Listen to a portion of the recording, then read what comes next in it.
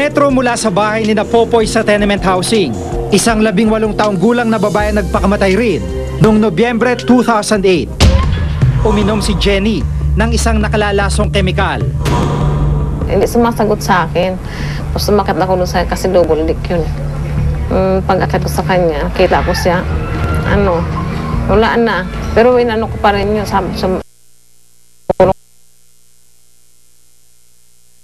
At labis daw na dinamdam ng bata. Pinagalitan ko, pinalo ko sa puwet. Habang naglalakay ko punta dito, tapos nasa ko ba?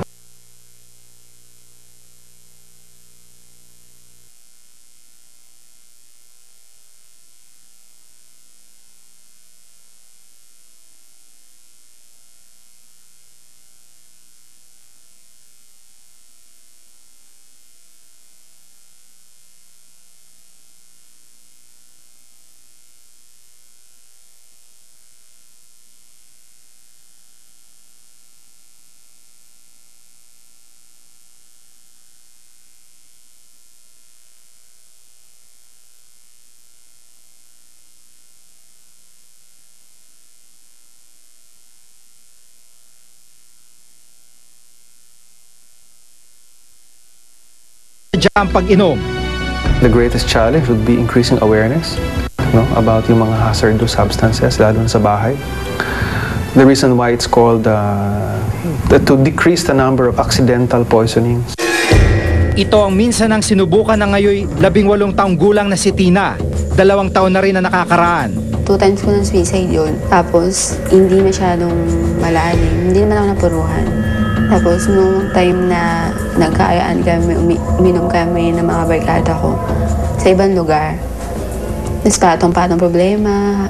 May problema na ako sa family ko, tapos dumagdag pa yun sa boyfriend, gano'n. Yun, pag-uwi ko sa amin, lasing ako, tapos umiiyak. Malaking impluwensya daw kay Tina mga napapabalitang insidente ng pagpapakamatay. Karamihan uminom ng isang nakalalasong kemikal. Madulas dito, tapos manhid katawan mo. Nakakarinig ka pero yung mata mo, wala na, black na. Hindi ka na makakita, pero nakakarinig ka. Masakit yung tiyan, sikmura, lahat. Parang yung bituka mo hinahalukay, gano'n. Masakit. Dahil sa tumataas na bilang ng mga nagpapakamatay gamit ang nasabing lason, naglabas agad ng health advisor ang Department of Health na nagpapaliwanag sa publiko kung paano ito may iwasan. Setyembre nung nakaraang taon, tuluyan ang itinaas ang ban labas sa jewelry cleaner na ito sa bisa ng joint order mula sa DOH at DNR. Batas kasi you have to handle the toxic chemical properly. Ito hindi, walang labeling. Hawak ng mga bata, naiinom kung saan-saan, nag-accessible sa mga minors. Tayo, makita mo, gamot nga lamang, may nakalagay na ito hindi dapat accessible sa bata.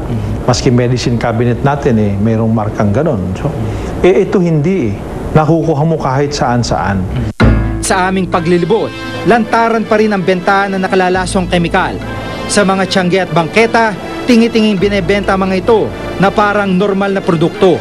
May ngipin na. Hindi katulad dati. Dati, kini-question pa yung DNR, no? Na bakit nyo kami huhulihin? Napansin natin na kulang pa rin talaga yung enforcement kasi patuloy pa rin nga yung pagbebenta. Puntahan ang lahat ng mga nagtitinda, inspeksyonin, pasuri itong mga cleaner na tinitinda nila kung ito ba ay may karga-kargang cyanide or wala, no? Ganon din. Kung tutusin, hindi lamang sa pagban ng mga lasong kemikal na ginagamit sa suicide, maaaring mabawasan ang insidente nito, lalo na sa mga kabataan. Tingin ng Natasha Goulburn Foundation, malaking bahagi ang ginagampanan ng gabay ng mga magulang. Tignan mo rin kung sino yung mga kaibigan ng anak mo, ano ba yung ways niya. Ina-advise ko nga sa mga magulang, gawin yung Facebook friend ng inyong anak para alam nyo kung ano yung ginagalawan niya, ano yung mga fan pages nila. Para naman kay Tina, na minsang sinubukang wakasan ng kanyang buhay, isang bagay ang kanyang natutunan. Mahirap, super hirap. Hinisihan lang talaga nila. Lalo na pag ginawa mo yun, unang-una kasalanan talaga yun. Tapos pag nakasurvive ka pa, hirap lang dadanasin mo. Kaya sa mga ganun, huwag na, pag-usapan na lang kayo sa uminom. Sa isang katolikong bansa gaya ng Pilipinas, nananatiling tabu o bawal at madalas hindi pinag-uusapan ang isyu ng suicide. Ngunit importanteng malaman na may partisipasyon ang bawat bahagi ng lipunan upang mabawasan at tuluyang mapigilan ang insidente ng pagpapakamatay. Ang pagganap sa tungkulin ng mga kinauukulan, ang kalinga ng pamilya, lahat bahagi ng ating responsibilidad at pagpapahalaga sa buhay.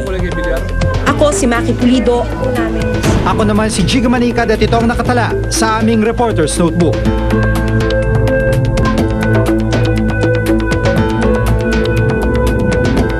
Kung hindi nyo makikita yung reformang hinahangad nyo na dati pa dito sa bagong administrasyon, will you be willing to lead another OCOD or Manila Pen?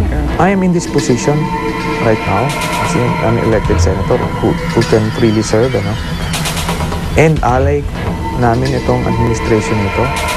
Kung merong kung nalilihi sila ng landas, we can always talk to them directly.